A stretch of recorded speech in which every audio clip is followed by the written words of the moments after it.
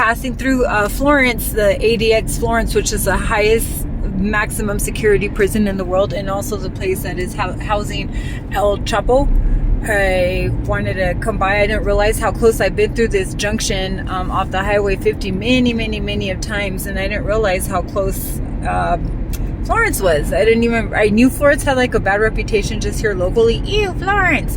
I didn't realize why. I hadn't put it together. So this is a complex. Maybe if you're able to zoom in, you'll be able to see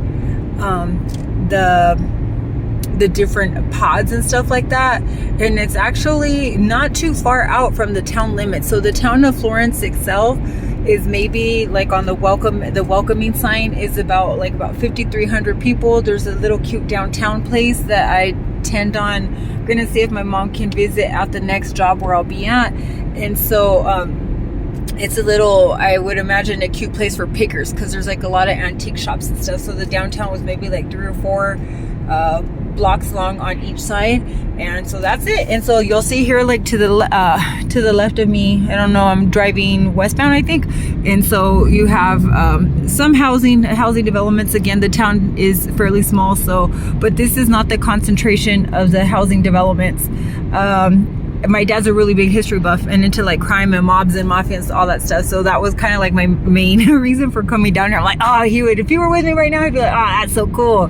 I think he would say that. And so, but I'm planning on returning, maybe bring my mom to Florence here at the downtown area and do a little bit of picking and go eat at the kettle diner. But that's it. Again, we're not within city bounds right now, but again, I just wanted to come check it out. So I'm curious as to how many people of the, say, 5,300 people are actually what percentage of those persons are employed by the prison. And so I've done a little bit of reading on Florence, and I think that it's a no contact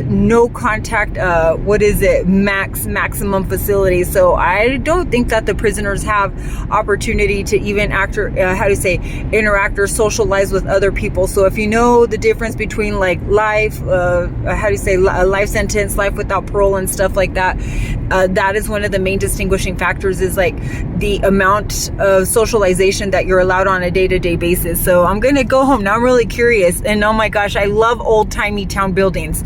So I'm gonna go. Oh, I thought this structure was really cool here. So I don't know, grains, mills, I don't know anything about like this silo thing here, so I'm gonna have to check it out. It was really interesting to me to see what the industry was before, how this town came about, why here, and how old Florence is. I'm curious as to why they decided to build it here, because you're not so far. So now we're entering town limits. So you see there's a 67 and 115 here in Colorado. You're not so far from people, and I know that you have to have people, say, in order to maintain and operate the facilities, the correctional facility. But this is a little town, and if you look at the houses, and we're in fall, so the leaves are changing, they're falling, so pretty. If you're able to look at the houses, so I think in my little study of research, that would be like what is it, Queen Anne's have the wraparound porches, but you'll see that the buildings are inspired by that whole like Victorian, Edwardian, Queen Anne era.